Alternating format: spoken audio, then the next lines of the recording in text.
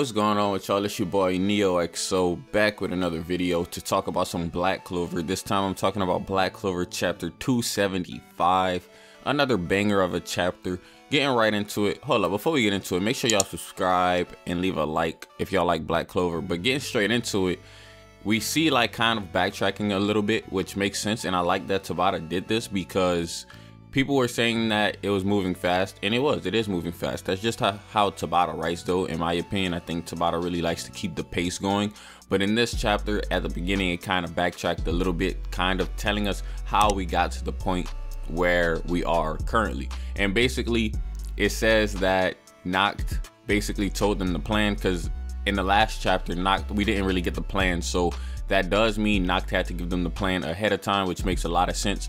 And basically, the information that we got is there's a big, like basically a magic circle, and this is what the Tree of Qliphoth is. And basically, it needs the Dark Triad on the outside of the circle as activators, and on the inside of the circle it has Captain Yami and Captain William, and they are kind of like the catalyst because of their arcane magic that they possess. So they needed those guys to be abducted and put in there. I'm actually curious to see how things would have gone if Yami and William weren't the ones abducted, because they're powerful. So it would have been cool to see them in action. But you know, it also is a very good thing that we get to see the other captains. I was thinking as I was reading this chapter, I was like, we get to see Dorothy go all out. Like, we don't really get to see Dorothy go all out very often, you know what I mean? But basically Nacht says, like, by defeating the Dark Triad, the Tree of Qliphoth should stop, because they are, you know, the activators of it. And he said even if that doesn't work, there's a backup plan. They could forcefully get rid of this Qliphoth tree by using anti-magic, but Captain Yami and William probably are gonna die if they forcefully do that. So that's more of a plan B, to forcefully break it with anti-magic. And I don't think Asta would even do something like that. If Asta had to forcefully break it and cause Yami to die, do you guys know how much character development that will give Asta?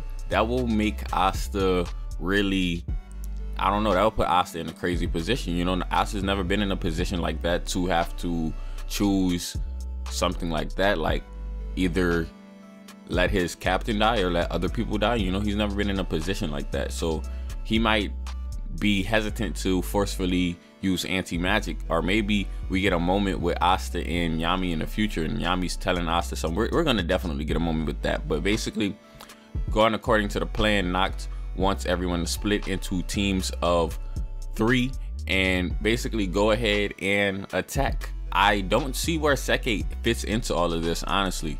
I really wonder what part of the plan Seke has, because as far as I see, the teams of 3 are Langris, you know, Nozel. They're gonna be facing off against Xenon. Then we got Rill, Dorothy, and Charlotte. They're gonna be facing off against Vonica.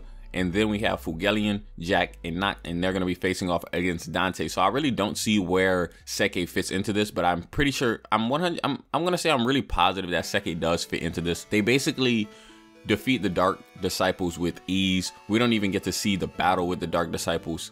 I wonder if in the anime they're going to flesh this out, because stuff like this, some people want fleshed out, you know, and Tabata really just kind of went straight over it and just straight up moved on to the Dark Triad members, which makes a lot of sense, because we've seen even lower ranked mages defeat the Dark Disciples. Like, we've seen Luck defeat the Dark Disciples, and Luck is not on the same level as these captains. So it does make sense that the captains pretty much made quick work out of the Dark Disciples. Now the chapter switches over to Mereoleona, and Mereoleona definitely gets some spotlight in this chapter. She's facing off against the legendary demon from the last chapter, and she's doing a really good job. I mentioned this in my predictions.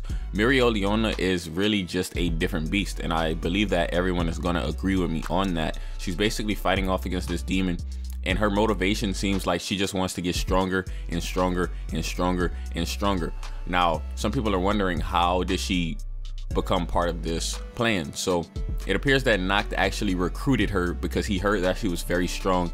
And I gotta mention this, you know, Tabata always coming up with the Tego biddies on Mereoleona. That's part of the reason half of y'all like her, don't lie. Half of y'all like Mereoleona because she got them Tego biddies, and Tabata always drawing her with no clothes on. Shout out Tabata, you already know how we coming, you already know what we like.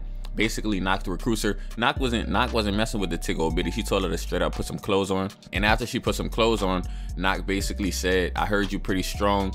You know, Yami and William got abducted. What you trying to do? Like, you gonna try to save them?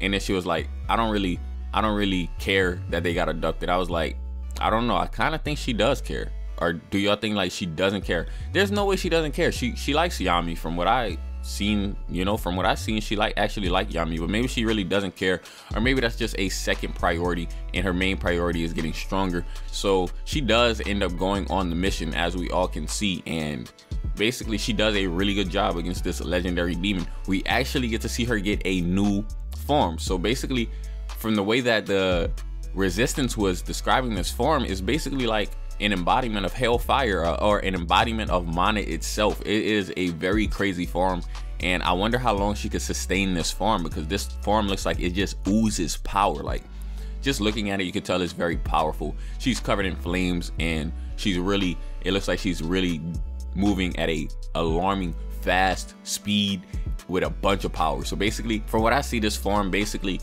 gives her a speed boost, and it also gives her a power boost. So she's really just teeing off against this legendary demon. Honestly, she's moving so fast that the legendary demon can't even touch her. Like, the legendary demon has yet to touch her because Mereoleona is just moving so fast and just teeing off on her. She's literally punching him, hitting him with all kind of fire. And she even in this chapter uses a new spell. It's kind of like some purgatory flames, if you ask me. And basically, it just straight up, Mereoleona straight up devoured this demon in flames. I don't know if that's going to be the end of the demon, but we do switch over to something different. And then at the very end of the chapter, that's when you have the teams pulling up on the Dark Triad. So next chapter, we get to see some Dark Triad fights. So stick around to the channel for my predictions on next chapter. I got some crazy predictions for the next chapter of Black Clover. But yeah, that's pretty cool how they pulled up on them. They pull up on them like with no hesitation, they weren't scared at all. And the craziest person who pulled up to me is Yuno, because Yuno got clapped by Zenon the first time, but he pulling up like he ready this time. So maybe Yuno will have a better chance against Zenon this time around. We get to see what the other captains are capable of against some powerful opponents like the Dark Triad. I really wanted to see Mirio face off against Vanica, but Mirio is nowhere to be found in the last panel. She's fighting off against the demon still, but maybe Mirio will pull up late on Vanica. But yeah, that's basically all I had to talk about in this video. Hopefully you guys enjoyed it, and if you did, go ahead and leave a thumbs up, comment, and subscribe. As always, it's been your boy Neo XO, and I'm out.